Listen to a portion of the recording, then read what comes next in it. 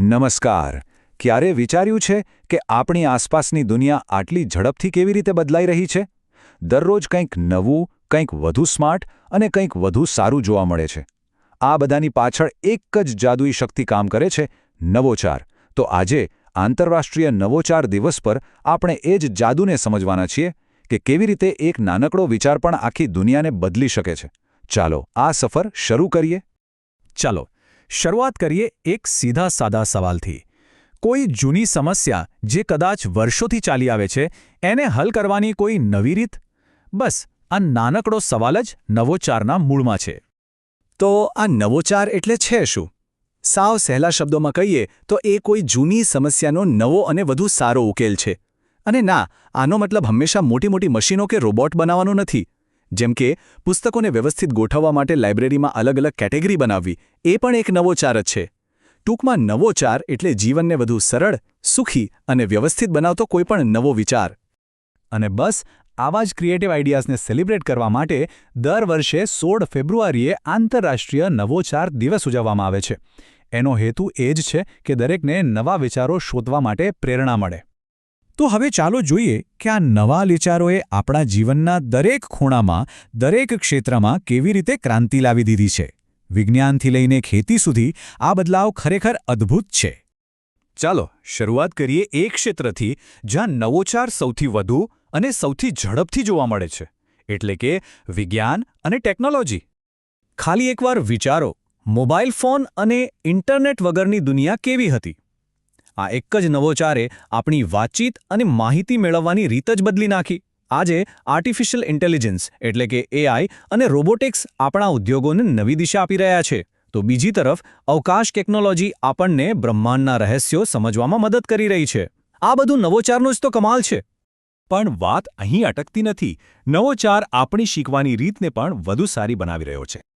આજે smart classroom, digital learning અને જુદા જુદા ઓનલાઈન પ્લેટફોર્મ્સને કારણે શીખવું પહેલાં કરતાં ઘણું સહેલું અને રસપ્રદ બની ગયું છે.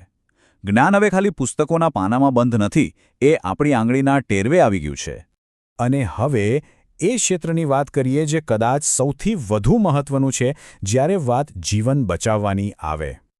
હેલ્થ સેક્ટરમાં નવી મેડિકલ મશીનો અને સારવારની આધુનિક પદ્ધતિઓએ તો સાચી ક્રાંતિ લાવી દીધી છે.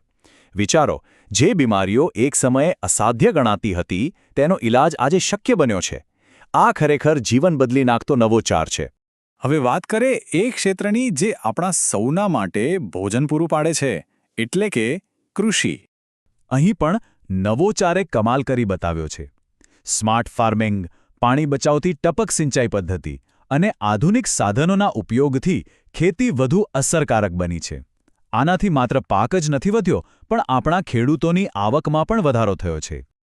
તો આ બધા પરિવર્તનો કોણ લાવશે? આવનારું ભવિષ્ય કોના હાથમાં છે? જવાબ એકદમ સ્પષ્ટ છે. આજના યુવાનોના હાથમાં, આજના વિદ્યાર્થીઓના હાથમાં. આ સ્લાઇડ પર જે લખ્યું છે ને એ બધું જ કહી દે છે. આજનો વિદ્યાર્થી જ આવતીકાલનો શોધક છે. આ એક વિચાર જ આંતરરાષ્ટ્રીય નવોચાર દિવસનો મુખ્ય સંદેશ છે કે આવતીકાલના પરિવર્તનની ચાવી આજના વિદ્યાર્થીઓ પાસે જ છે. તો એક ઇનોવેટર એટલે કે નવોચાર કરનાર કોણ છે? એ કોઈ એવી વ્યક્તિ નથી કે જેની પાસે કોઈ સુપર પાવર હોય.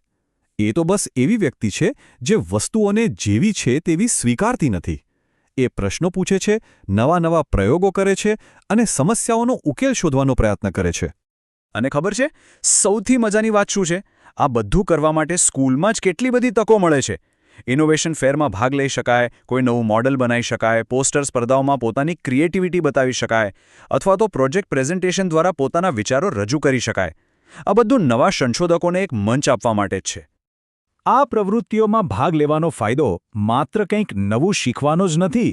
એનાથી આત્મવિશ્વાસ વધે છે, ટીમમાં સાથે મળીને કામ કરવાનું શીખવા મળે છે અને સૌથી અગત્યનું, આપણી અંદર છુપાયેલી ક્રિએટિવ રીતે વિચારવાની શક્તિ જાગે છે. તો આ બધી વાતનો સાર શું નીકળ્યો? સાર એ છે કે નવોચાર માત્ર એક દિવસની ઉજવણી નથી, પણ એ તો જીવનભર અપનાવવા જેવી એક વિચારસરણી છે, એક એટીટ્યૂડ છે. એક વાત હંમેશા યાદ રાખવા જેવી છે, કોઈ પણ સમાજ કે દેશની પ્રગતિનો સાચો રસ્તો નવી શોધો અને નવી વિચારસરણીમાંથી જ પસાર થાય છે. જ્યારે આપણે જૂની રીતોને પડકારીને પૂછીએ કે શું આનાથી વધુ સારું કંઈક થઈ શકે, ત્યારે જ આપણે સાચા અર્થમાં આગળ વધીએ છીએ.